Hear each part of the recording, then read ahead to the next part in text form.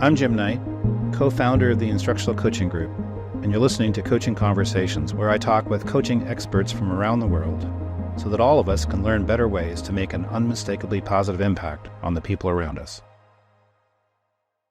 Dr. Nathan Lang-Raad, I am so pleased to see you again. We've had, I think this is our at least third podcast, and you're always doing something new. So I'm excited. This podcast, we're going to particularly focus on what you're learning about artificial intelligence. I know you're working on a book on the topic. So welcome. It's great to see you. And I wanted though to start first off with asking you just to give us a little bit of your history, because you are one of the most fascinating people I know in terms of the things you did. You worked at NASA, and then you were really responsible for work with a technology organization. You wrote a book with Bob Marzano.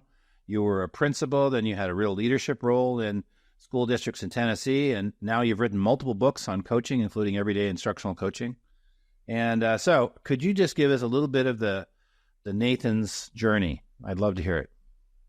Well, thank you, Jim, for having me on your podcast. Always a pleasure chatting with you. And I think I want to have you introduce me from now on in other venues. You did such a great job. So thank you for your kind words. I appreciate, again, the opportunity to chat with you. And yeah, so education, I actually, funny enough, I didn't always want to be a teacher. I wanted to be a weatherman in the very beginning. So I went to school to be a weatherman. The university that I chose didn't have a meteorology degree. So instead I chose a science education degree, thinking that I would just do maybe a master's in meteorology. But when I got into it, I really fell in love with teaching and learning, and specifically in the sciences. So I decided that education was going to be my path. So I became a high school science teacher. And then you are correct. After being in the classroom, I had the opportunity to work at NASA. I didn't know they had an education program. I mean, as a kid, being an astronaut was something I thought would be really, really cool. So when I had the opportunity to work at NASA, of course, I said yes. And it was an amazing experience. I had the opportunity to fly on the zero gravity C9 jet plane, wow. which is also known as the vomit comet. I did not. They have great remedies for that, so it worked, and a lot of great fun. So yeah, I had a magnificent opportunity at NASA. After being there, I really wanted to get back into public education. So I was an elementary principal, I was a high school principal, and then had the opportunity to work at a large urban district, Metro Nashville Public Schools. I was their director of curriculum and instruction. And Jim, this is really where I was introduced to your exemplary work. It was that time where you released your partnership principles, and we were a large district and had a lot of instructional coaches, and we were looking at scaling instructional coaching and really understanding how do instructional coaches work together? How do we create consistency? And so big fan of your work, and really thankful to you and all the pioneering you did in the instructional coaching space. And so that's really what started me along this instructional coaching journey. Of course, when I was a principal, I had worked alongside instructional coaches that were phenomenal. And then as a district leader, we had so much going on with new standards and new assessments and new teacher evaluation models. I mean, we had so many things that we had to implement, and we could not implement the span of programs that we implemented without the hard work and the expertise of our instructional coaches, which led me to write this book, Everyday Instructional Coaching, really understanding those kind of daily dispositions and daily drivers that drove the work.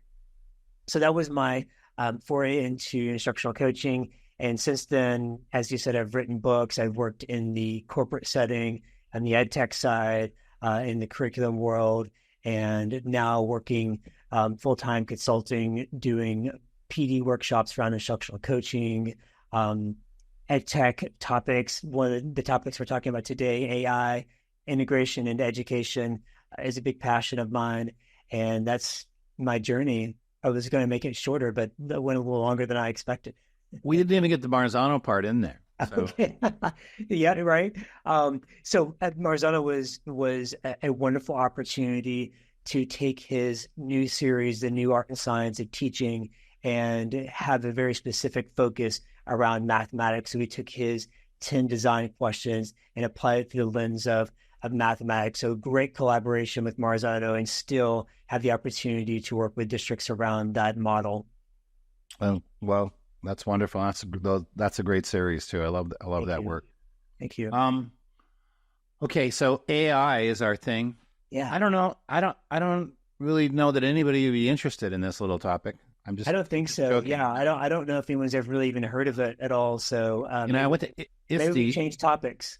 Right. I went to ISTE, the Conference for Technology and Education, as most people know. Like, I think there's 10,000 people go to it or more, and it looked like 2 out of every 3 presentations was about artificial intelligence, and all people could talk about was artificial intelligence. Yeah. And then I met with my friends, Anthony Ribera, and I better say this over again. Then I met with Anthony Ribera, and he mentioned that, I better not do that either. Then I met with some friends from ASCD, and they said, you're working on a book on artificial intelligence. And I thought, well, I sure hope he's going to talk about that at TLC. And then you said, yes, that's my topic. I'm working on it. So I thought today it would be great if we could explore, what does artificial intelligence mean for coaches? What do we need to know? If we're coaches, what's important to know? Recognizing that I'm sure it's a real changing scene. Every 6 months, there's probably a whole new way of looking at it. But where we are now, let's find out about it. So I have a first question is, Can you explain some of the key terms like generative AI, LLMs, ChatGPT? What are those concepts? What are those words? I can't tell you how excited I am to hear this, by the way. I'm planning to learn a ton today, so go for it. Great. Well, I just wanted to say we are all learning together. And so whenever I hear that there's an AI expert, there really aren't any AI experts right now because this is such an emerging field. But yeah, it really is. It's a fascinating concept, especially its convergence with education. And I'm glad that you started with the first question, Jim, about kind of these key terms, because many people, when they hear about AI, they probably think about ChatGPT is probably the chatbot is the tool they tend to think about. But really, it's more the ChatGPT is just one piece of the whole generative AI umbrella. So anytime you think about generative AI, that really just refers to the AI system that can create content such as text, images, and music. And so these systems, they use algorithms to generate new data, similar to the data that they are trained in. You also may hear the acronym LLM, or large language models, and these are AI systems that use vast amounts of text data to generate human language. So, for example, Claude, which was developed by Anthropic, or ChatGPT, which was developed by OpenAI, those are the tools that are capable of translation or summarization, just a variety of tasks like answering questions based on prompts. But then, of course, the most popular tool I would say is ChatGPT. That is the one that is produced by OpenAI, but Claude is very similar, as a very similar LLM. And as you know, and probably most of our audience has probably used this maybe once or twice, but it can engage in dialogue, generate text-based answers based on prompts, and just a variety of kind of writing assistance tasks. And so but we'll kind of start there as far as our conversation today on what is generative AI. And so we talk about AI in the classroom, or AI in education. We're going to talk about these kind of large language models infused into our educational context. Is there a difference between machine learning and artificial intelligence, or is it strictly nomenclature? It is strictly nomenclature. I would say AI or artificial intelligence is the largest umbrella, and then very specific pieces, contextual pieces like machine learning would fit under the AI umbrella. So where do you see AI currently fitting into the educational landscape, and how do you see it integrating into schools? Yeah, a great question, Jim. I first have to say that our priority as educators really is to develop creative, curious, caring, collaborative human beings. So I first have to say that. And sometimes in talking about technology integration into an educational landscape, I don't want to lose sight of what we do as educators and what our goal is. And so that really is our goal. So I think about not necessarily learning about AI, but I want to learn with AI. And as educators, we should be teaching students to learn with AI. So we are supporting students in imagining, in creating, in sharing, and learning. And so when I'm thinking about today, where we are with AI in the education landscape, the most prevalent piece of education, I say, or context is going to be in our tutoring systems. And so a lot of our curriculum tools, a lot of maybe our assessment tools will have embedded tutoring systems. So our vendors and our companies who are selling us these educational tools will have AI embedded in them. So that's not to preclude teachers who may use ChatGPT to create lesson plans. That definitely is a use case scenario. But I would say the most prevalent use case right now is going to be in our intelligent tutoring systems and also integrated into our adaptive learning platform. So if teachers are using LMSs or any kind of platform that will prescribe personalized learning paths, they will use AI embedded in the system. So I would say many times in those LMSs, we don't really see the front end side of the AI. We will be a benefit from the back end side of the AI. So tell me about the tutoring systems. So one example of a tutoring system is the Khan Academy Khanmigo tool. And so what happens is that it is, again, it is trained on the data that is fed into the system.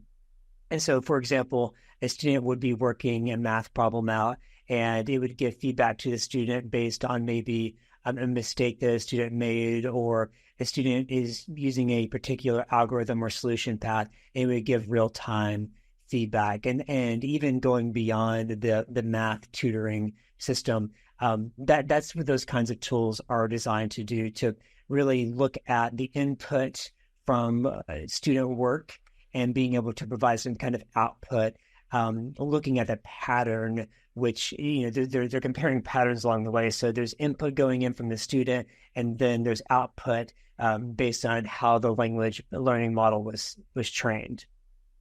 And so those systems they're commercial, like there's an organization that would sell it to a school district and that could help kids. It's kind of like a computer tutor. Yeah, so many companies are building their platforms, they're building their tools with AI integration built in already. And so they may tell you kind of on the front end, here's how AI is working for your students, or they may not. It may just be built into the system itself. But there are general ways too that we can use AI. For example, if I open up a browser and I'm using, let's say, the Microsoft Copilot, for example, or Anthropic has created a LLM called Claude. It looks a lot like ChatGPT. And so anybody with an email address can sign up and register for a free version of AI. And you could type in a prompt and it provides data back to the teacher. So there are probably two ways of accessing AI in the classroom. One is going to be integrated into your current LMS, your current tool, and the other would be just going freeform into a browser and typing into it.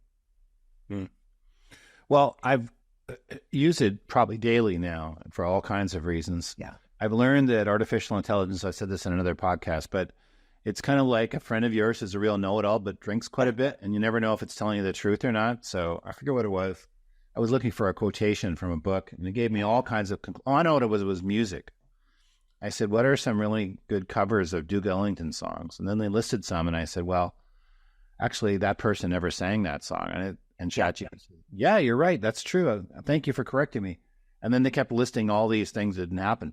So that's an interesting part. But the other thing for me is, and it's primarily ChatGPT I've used, but we have made pictures of Gollum going down a roller coaster with a image one, and I haven't done the music yet.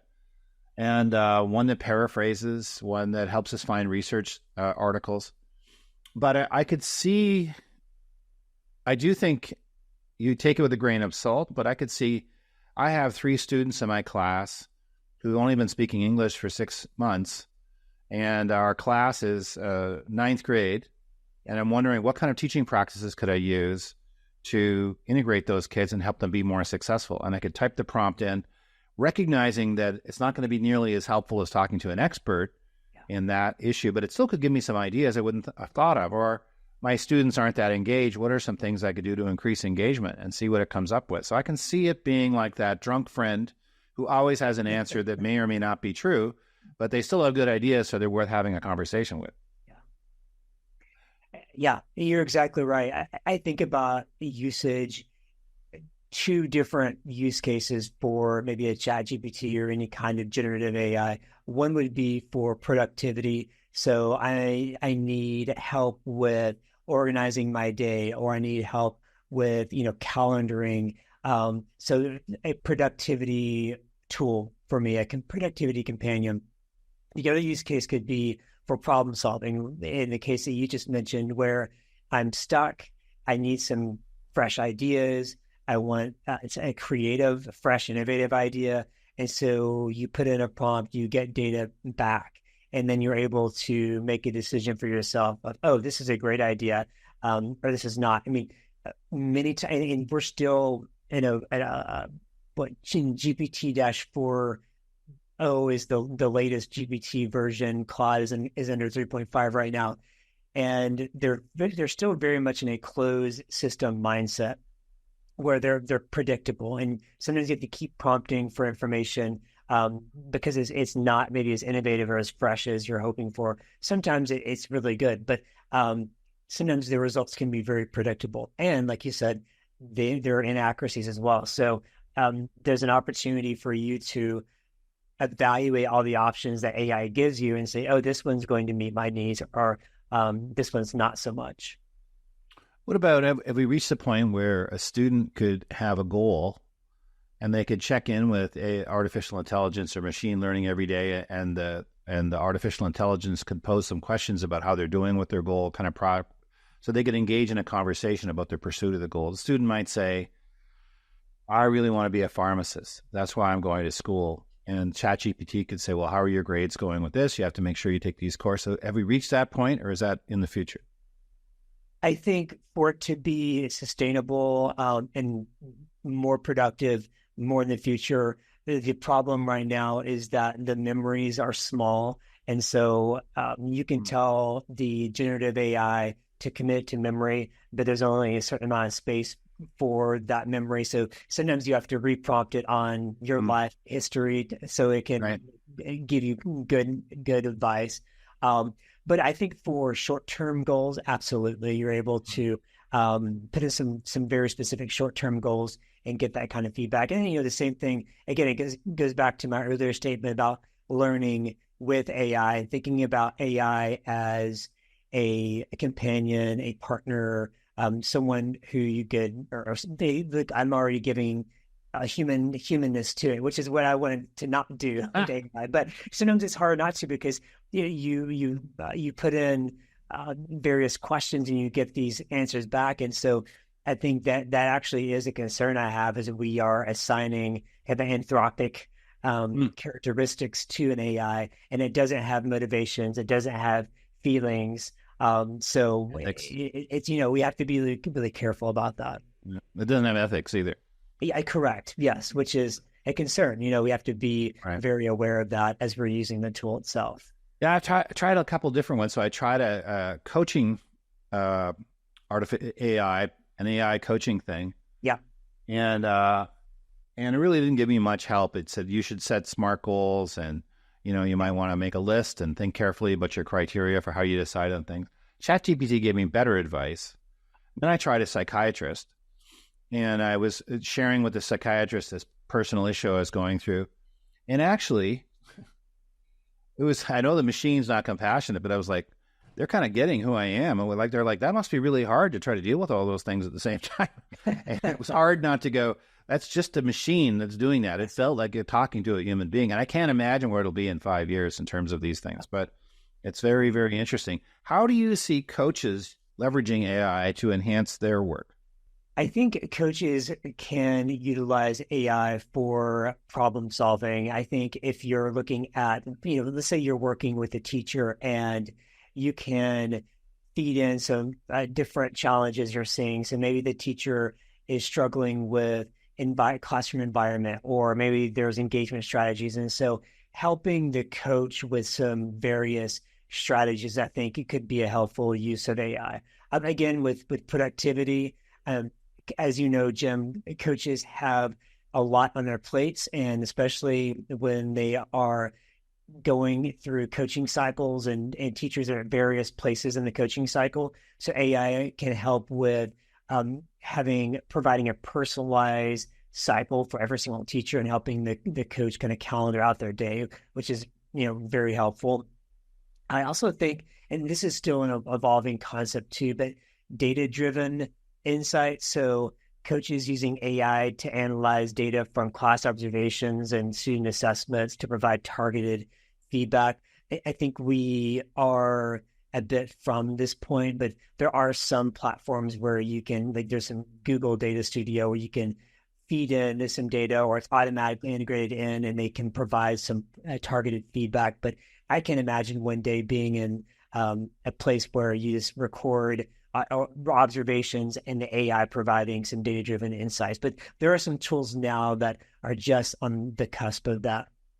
I also see, professional development. You can put in, like, here are the gaps I'm seeing in my school. What are some examples of professional development that I could provide for my teachers? That could be a great use case for coaches. Modeling best practices. So AI can simulate classroom scenarios. And so let's say I'm a coach and I really want to kind of practice working with, diverse classrooms, diverse skill set for teachers, and I want to put in various scenarios. The AI can provide those scenarios. So I'm already anticipating possibly the kind of support that I could provide teachers. So those are some various ways that coaches can start to use AI today. Yeah, I typed in, I wanted some suggestions for how to have innovative ideas be developed amongst a group.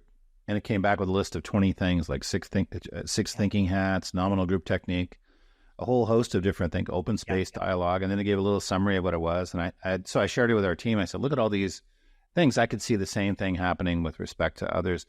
The issue I have is plagiarism. So, I went in and asked for a checklist for a teaching strategy in a book that I didn't write, and out came a really great checklist. And so I don't know exactly what we do with this intellectual property. It's kind of like everybody's stuff is up for grabs.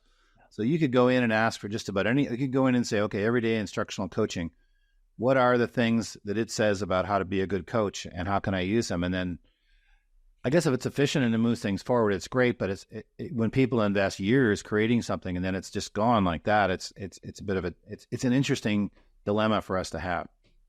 It is, and it's a great lesson that we, just like with a lot of the digital citizenship ideals that we've embraced prior to AI coming on the scene, we've always said whenever you are accessing information and referencing information, we provide proper citation, and we are able to still look at information and then decide how it interfaces, with my current understanding, and then be able to create from the information I'm given. So it really is, it's a great springboard for ideas, and it's a great way to think through options, but we are still in a place, and this is where we still have to be human, where we still need to create, and we still need to be curious, we still need to collaborate, we still need to share. So AI really is still that assistant, that support, that provider of various options. And we can't just take it verbatim and as is and put it in a document, just like we do with any kind of research. It's another opinion. It's not necessarily the right opinion. Yeah. And I suppose you could ask for references. So all the suggestions you make sure you give me the reference. But the trouble is you might not know if the references are actually accurate. That's the problem. So absolutely, it shows enormous potential for sure. Yeah. What would you say about steps a coach could take in addition to what you've said so they can integrate AI into what they're doing? And maybe you've already covered this, but anything else you'd say about that?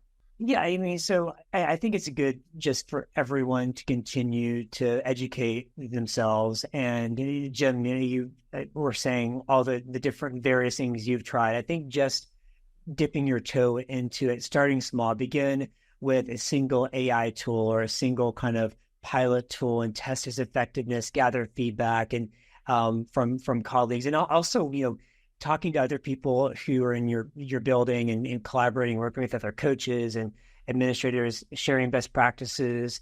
Um, I also think it's really important. I saw a post the other day about if you could choose the best tool out there, what is your one tool that you have to have as a coach, or the one tool you have to have as a teacher? And I think the better question to ask is, what is your need as a coach, and how do you want to tackle that need, and how do we generate solutions to meet that need? Once I understand where the gaps are, where the pain points are, and kind of the various different solutions to get there, then I can decide how AI is going to help me, as opposed to saying, I'm just going to use AI because it's there. Yes, I think there is a learning process where we're as students, we're curious learners and we play, and that's a part of learning about the tool itself. But we have to be very clear about having purpose and intention if we are a coach wanting to use a tool. So I would say educate yourself, understand what your needs are, start small, collaborate with others, and just continuously stay up to date with the latest developments of AI. I mean, probably in a couple of months, we're going to have the newest version of Claude, the newest version of GPT, and we'll have to continue to learn alongside these various updates and learn alongside each other to understand what these updates mean. And we have to continue to be very adaptable in our thinking and our practice. When I talk about this, when I talk to other people, there seems to be a lot of fear about artificial intelligence or machine learning. I think it's going to be like Planet of the Computers. People have this vision of the end of Planet of the Apes, like the world will be taken over by computers and we won't matter anymore. And so I'm wondering, what fears do you have about artificial intelligence, if any? Is there anything that concerns you? I do. I think privacy is a concern. I think protecting student and teacher data is crucial. And, I have to say as a caveat, making sure that you are working with your IT, your school district, to ensure that data protection regulations are in place, that data is being used ethically, that compliance is there. So that has to be a part of our technology integration, which has always been a part of it, but especially now with AI. I think bias is a huge concern. AI systems can perpetuate biases based on the data they were trained in. And there's not a lot of transparency, Jim, around how these LLMs were trained. We don't know how they arrived at a solution, again, because these are very closed systems. So I would like to see a much more transparency on the training side of it and how AI arrives at those solutions. And I don't know if this is necessarily a fear more than it is a concern. When I think about teaching and coaching and how teaching and coaching are very human qualities. It's something that only humans can do. A good coach builds relationships with teachers. A good teacher understands student motivations.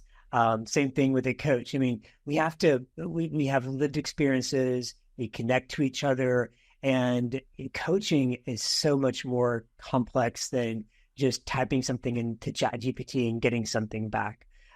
So we have to continue to think about what is it that we're doing as coaching is to create this community of learners, and that will never be replaced by AI. I mean, we have to really think about AI being a good assistant for helping us maybe elevate practices, for being a non-human companion.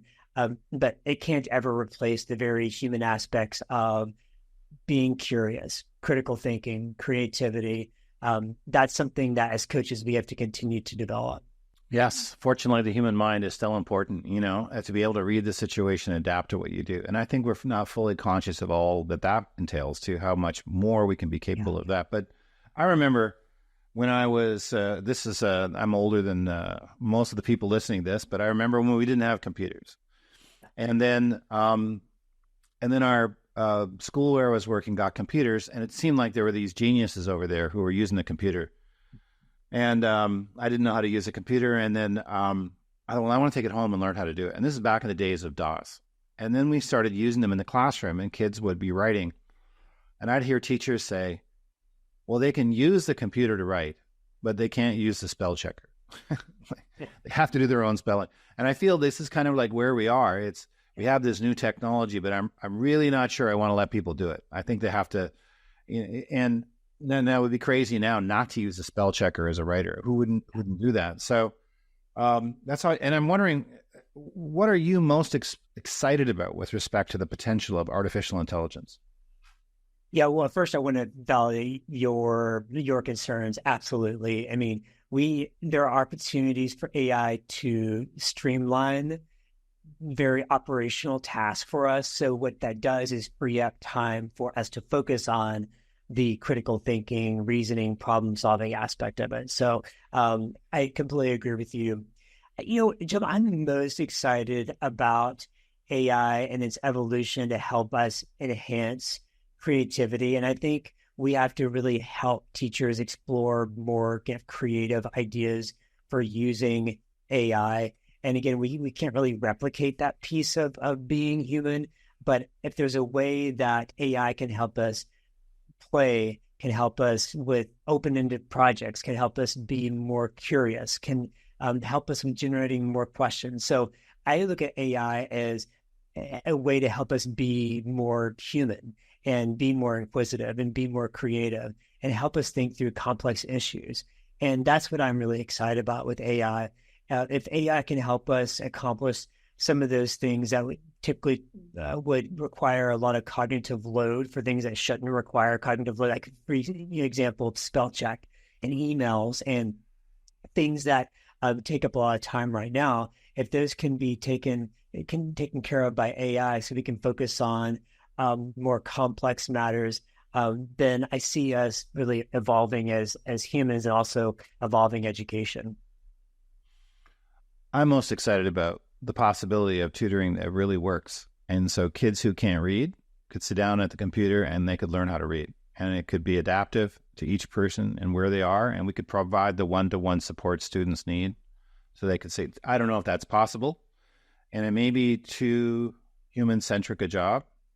But to me, or algebra for that matter, there are these things that are roadblocks for students' success. And if there's a way in which you could have a tutor online who helps you, that you feel comfortable with, even though it's a machine, and it could help you pass algebra or learn how to be a fluent reader and get highly proficient in terms of reading.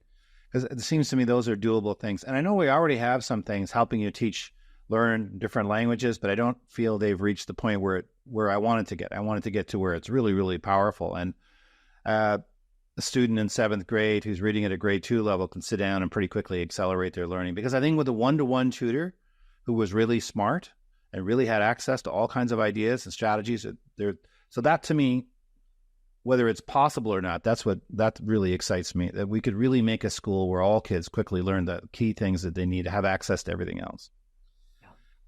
I agree. I think as it is almost impossible to truly incorporate individualized or personalized learning to the extent that we want to as educators in the classroom, and AI can assist us with that. And I've heard of systems maybe one day where they can be trained to resonate with students, so maybe look like students and understand experiences and be able to communicate in a way that would resonate with like a young learner. And I know that we're still not in that place yet, but again, we have to be very just intentional with how we're using AI to further our own educational outcomes. Well, 2 years ago, most people hadn't heard of AI, and now you can't go anywhere and not hear about it. What is one thing, something practical, one thing that we could do as coaches to deepen our understanding of AI. If there's one thing we could do, I know we just said we don't like these one thing questions, but I'm going to go with it anyway. What is one thing we could do? You can do more than one if you like. Yeah. I would say join a community of peers that you can undertake this process of incorporating AI together. I think many times AI feels very individual, where I am on my laptop or my phone and I'm interacting with AI, and it feels very much like I'm in a cave. And so I think the one thing that we can do as educators and as coaches is have a collaborative process where or a community where we say, hey, we are going to try creating new lesson plans, or we're going to deconstruct standards, or create a new scoping sequence for the year using AI. Let's do it together. Let's all try various AI tools. You try Claude, I'll try ChatGPT, you try Copilot, and then we bring all of these evidences, these pieces, these artifacts together, and then be able to compare. That's the other part I think is really interesting is if we stick with one tool, we may not get the variance and the possibilities by trying out other tools. And interestingly, the way AI, you can prompt it multiple times and it may give you various pieces of information. And so being able to bring together, like we do with student work, bring together artifacts that we can evaluate together, I think it's a tangible way to get started. And we are, here in the next few weeks, we're going to come together and start planning for our students, planning for the beginning of the year. And I can't think of a better way to introduce AI than to do it together as a team. So what's the thing you've used, one thing that you've just loved, like some little small experience where it kind of blew your mind? I have really been loving the DALL-E image generator. And so, and if you're not familiar with DALL-E, it actually is Salvador Dali and Wally put together to form the name DALL-E. So that's where they came up with the name. And of course, I love the large language models, but with DALL-E, the creativity that's involved in being able to put in certain text and then being able to imagine an image. And this is an activity that teachers can even do with their students, and being able to activate prior knowledge in a new way, or being able to visualize and start to conceptualize new concepts. Using DALL-E as an instructional strategy, I think, is fascinating. So that's a tool that I've used recently that I think has a lot of promise. So how do I spell that? DALLE. Okay, very cool. So it's DALL-E. DALL-E, yeah. I'm assuming all this is going to be a part of or to some extent, this is your presentation at TLC. You're going to talk about and go into more detail and in depth about, well, not only that's a few months away, so you'll have new information to share, but you'll be talking about this. Am I right? Is that what your plan is for TLC? It is. So this podcast will be great for really digging, exploring AI, getting some practical strategies to use now. But at TLC, I'm going to introduce a framework that allows coaches to use AI in a meaningful way, but also provides kind of a spectrum of experience. So if I'm a novice user, then I'm able to integrate at this level. But if I am a super user, then I'm able to go further. And so providing a framework for which we are planning units, engaging strategies for student learning. I mean, we have various aspects of teaching that can be enhanced through AI. So at TLC, I'm going to talk about a framework for incorporating AI into not only into the classroom, but also into the instructional coaching framework. Wonderful. Well, we need a big room for that one. People are going to love it. Okay. They're going to love it. Okay, after this, I'm going to look up what should I have asked Dr. Nathan Lang-Raad about AI and see what I missed in this conversation. But I'm super grateful for this chat, like all the other ones we have. You don't stop learning, so it's a pleasure to be on the journey with you a little bit in these conversations. And can't wait to see you at TLC. Thank you so much. Likewise, Jim. It's a pleasure.